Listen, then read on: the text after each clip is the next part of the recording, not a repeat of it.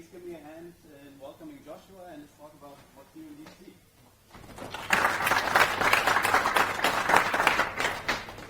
Thank you, and thanks for staying late. It's getting pretty late, and I think mine is still... Is it the last talk in this room? No, there will be one after it seems. Okay, so thanks again. My name is Joshua, and I will tell you something about a project called DeepSea, and especially which new features we have. I will start with explaining what DeepSea actually is, how does it work, and then I will come to the features. And so DeepSea is a project developed at SUSE, where I work. I'm one of the main developers for this project, and it was created to deploy and manage Ceph. And it's based on Salt, so we use Salt to actually make it work. I will just explain it in a second what Salt actually is. And this is a follow-up talk which was given by Jan, which is also the organizer of the SDS rooms, or thanks Jan. And yes, so as promised, the Salt is a configuration and remote execution, configuration management and remote execution engine, which is highly extensible with Python, so you can write your own modules, and you can use Jinja as a templating system. As I said, it's here to deploy and manage Ceph. Since you're in the software-defined storage room, you basically should know what Ceph is, but I will just give you a very brief introduction. So it's basically copy-pasted from Wikipedia, so you can read that up as well. It's a free software storage platform, and it implements object storage on a single distributed cluster, and it provides interfaces for all the major things like object, block, and file. So, how does DeepSea work? For that to understand, we basically just need to get some Salt concepts. So just to be on the same page, I will make it very quick. Basically, we have to know about states. That's what Salt uses to do certain things on a machine, which, for example, like installing a package, configuring whatever service. And there are orchestrations, which allows you to group these states. And so let's say you want to install a different set of services and want to apply them or whatever, you can just group them. It's a very abstracted way to look at things, and that comes in pretty handy for creating such a system. That was wrong. Right. So we use that level of orchestration to make concepts of stages. So these concept of stages is something that DeepSea invents, and it's just a way to look at certain operations and make them more approachable. So we split up a complete, let's say, so we use this kind of concept of stages to group these states, or to group operations by topic. And so we have 5, or at least we have 6 stages, to be fair. The last one is a bit optional because that actually removes stuff. And so these stages do certain things, like stage 0 does setup of a cluster. It installs all the necessary packages and all that stuff. The first one does discovery and configuring, but that's not really important. It's just for the record. We should just jump in right into a demo, just for you to see how things work. This is obviously pre-recorded because I don't want to face the demo gods. It just always goes bad. That is sped up by ×3. So in this demo, I will run just stage 0, just for demoing purposes. They kind of look the same, they just do different things. So here, the stage 0, as I said, is the preparation phase. It takes care of installing everything. So And you can see we are parsing, and I will go into what's actually happening here in a second. So here you can see that we also do validations and stuff. So this is how it actually looks like when you deploy a Ceph cluster with DeepSea. We have like warnings or when something is green, and then it just goes over and does stuff. As I said, it's ×3, so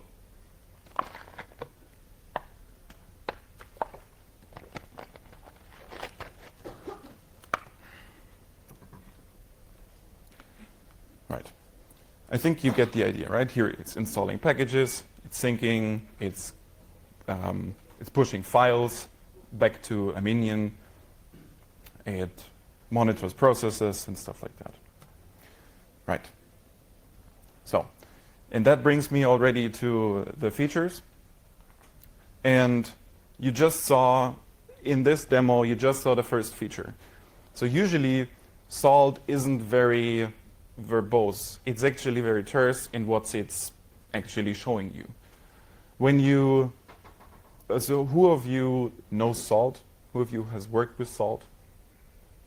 Not that many people. So when you trigger a command with Salt, it doesn't return you anything until it's done.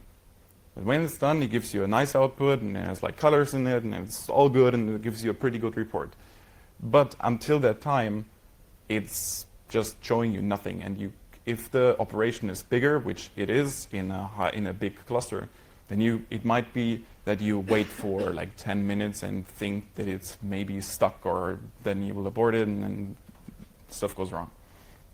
So there is something like the Salt event bus, which you can attach to, and then look which events gets emitted and which states are finished, and which modules have been executed and which modules have been successful and whatnot.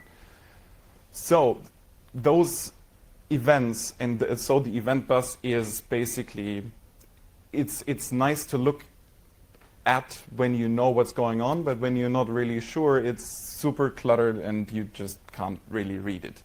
So what we did, we wrote a wrapper. Actually, Ricardo wrote the wrapper. He's sitting here. And we evaluate the file. So we pre-render all the states, because it's we need to pre-render because it's YAML files templated by Jinja. And then we can where we get an idea of what the states will execute when we actually run them. And then we attach to the event bus, and then we just match the states that we just executed with the state that is being sent to the event bus. And that's where we can that's where we get this representation. So with this, we can actually check or give you a better feedback when things actually completed or if they failed right at the moment when they're executed, and not 10 minutes after. Right. Ceph has different services, and those services are usually installed on different nodes. So it's kind of natural to think in a role-based approach. Those roles are Ceph-specific, so there are monitors, there are OSDs. Since 2 versions, there are also managers, and there's a Radius Gateway, an MDS for CephFS exposure, iSCSI, NFS Ganesha, and there was OpenATIC, which is the management framework, which uses Grafana and Prometheus, but I will get to that in a second. So that's a concept that DeepSea implements and allows you to specify these roles, which then later gets installed. As I just said, there are this OpenATIC role, which also implements the monitoring side of things. So, but we actually want to split that out, because there is the Ceph Manager dashboard, which is now built into Ceph itself, and that's where the data is actually represented, and we just scrape it with Prometheus Grafana. We also do, obviously, operations, because it's not only there to deploy, but it's only there to it is also there to manage Ceph. So we have also so that's not a new feature. We have always been able to install various packages, obviously do various basic configurations, add new OSD, which is like the object storage daemon where data is being processed, and decommission the same thing like on an OSD level, on the node level. This is basic stuff that you just need to have when you want to manage a cluster. And we always did updates. So when your distribution just sends in new updates, on iteration over these stages, you get new updates applied, and we also did automated restarts if there is a new kernel, so if it actually is required. So we still do updates. Well, we still do it, it's obvious. But we do it a bit more sophisticated now. So when there are pending updates, we not only just apply them, we also look at them, and then we apply them, and then we flag certain roles. So for example, if there is an update for one specific service, then we flag the service in the next iteration of one of the stages. Only this service will be restarted if it's required. So we for example, look at the list of open files, and when there is deleted, then we just restart the daemon to not run into very bad situations when you restart the daemon after you just applied 3 major software updates. What we also do, Ceph has a configuration, and there is only one big configuration, and we internally split that up. So every daemon gets its own configuration. That allows us to track configuration changes. So we compute checksums, and then when somebody changes something in the configuration file, we compute the checksums and then compare them, and restart only the corresponding services on the next stage invocation.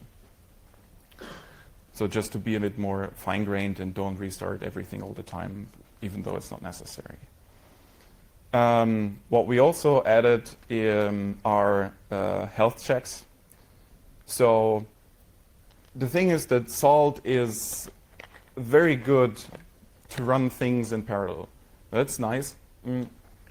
When you want to spin up a cluster, when you're just going from 0 to a running cluster, you can be really fast. You can just execute everything at the same time. But when you're operating on a live cluster, you don't really want to execute everything at the same time, because bad things can happen when you, for example, have a bad update in your channel, and then you apply it like on all your nodes at the same time. And yeah, I think you know the bad stories of that one. Or you just push the configuration, messed up the syntax, and then everything blows up, and you have outage, all your clients get disconnected, and it just sucks. The same with kernel crashes, and there is a longer list of things that can go wrong if you do everything at the same time. That's why we actually moved over to a sequential approach with intermediate health checks. So we check for things like, is the node up and running after you, for example, did a reboot? When you restarted a service, did it come up again? Are the mounts present? Is the systemd unit in a proper state? Is, of course, Ceph's health okay? Because when you restart multiple nodes, you can't complain. And if some of these conditions are not met, we abort the operation stage, and then you, as an administrator, can interfere. I just talked about monitoring. This is just for the record. We use Prometheus to scrape the data, and Grafana is a time series database with neat little dashboards. You can just look at this. There is one more feature which is was tough, and it's still tough. It's migration. And for those who know Ceph a bit better, there is and was file store, which was the de facto standard for a long time. It's on disk format.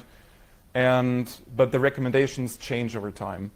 So right now it's BlueStore, and eventually in the future it will be something different. in order to get the new, latest, and coolest on-disk format, you kind of have to redeploy your cluster because there is no direct migration path offered from Ceph. So we also tried to find a way to make it less painful redeploying something.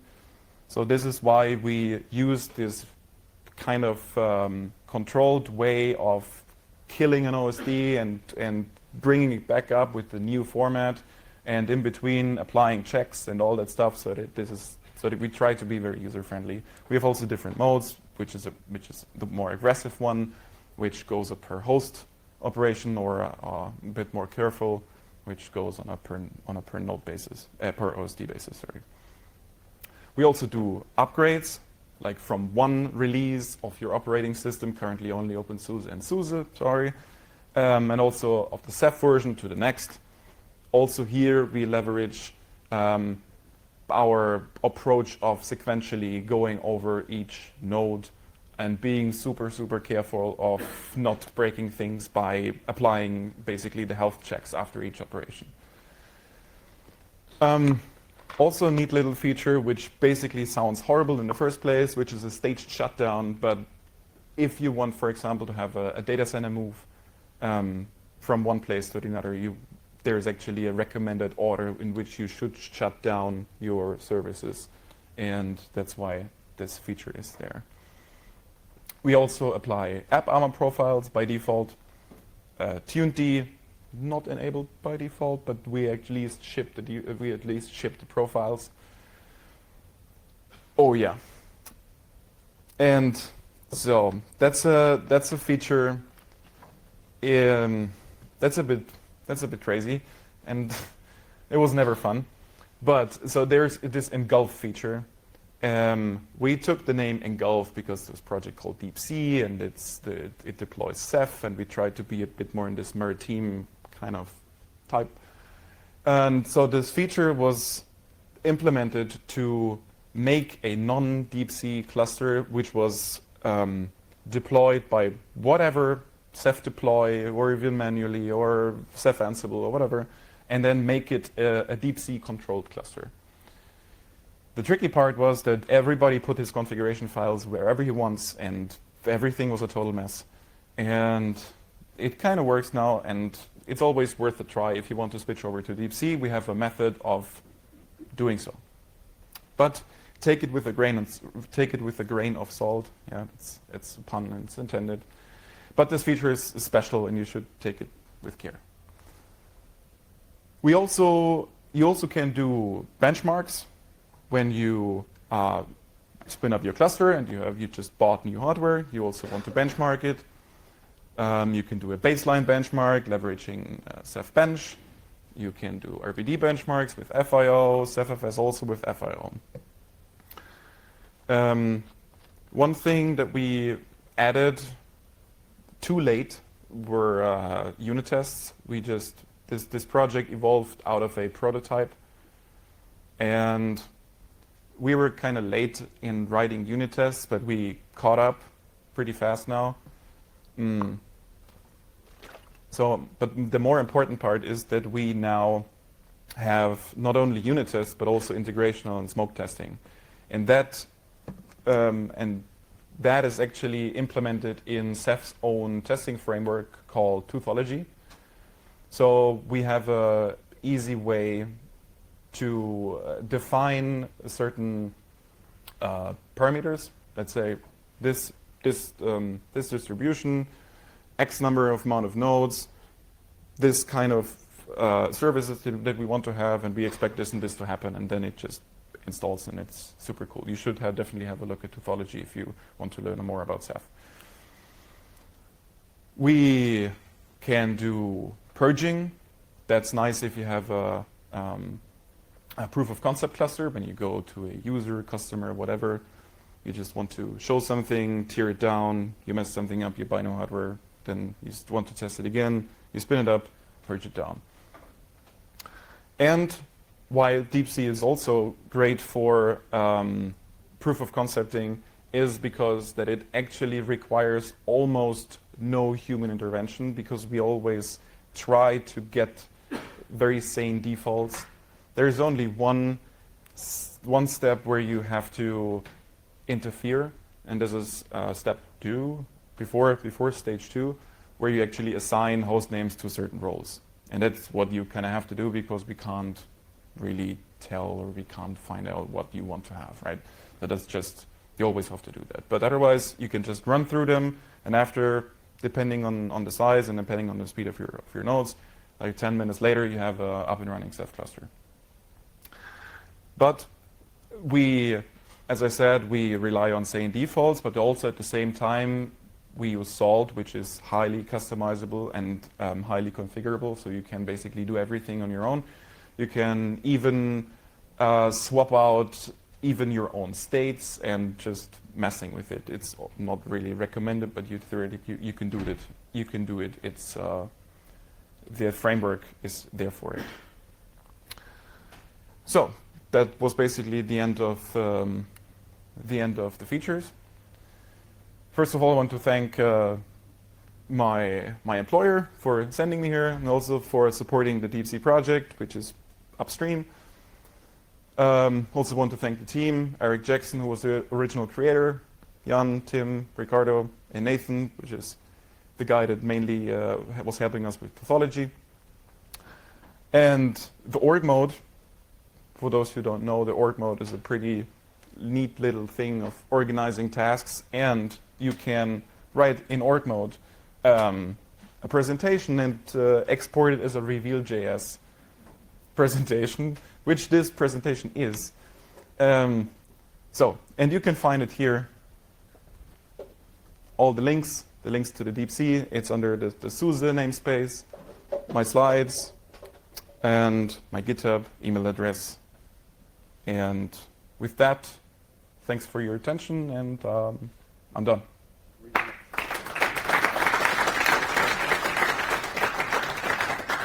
So there's 3 minutes for questions.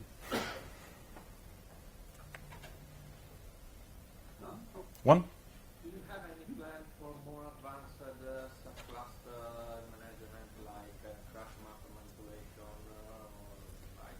So the question is if we have more plans to add more sophisticated features like crush map manipulation. That's not the scope of this project, I would say. There is a crush map editor, or will be a crush map editor in the Ceph Manager dashboard, if I'm not mistaken. Maybe. Eventually. You see, there will be one, but that won't be probably not DeepSea's land.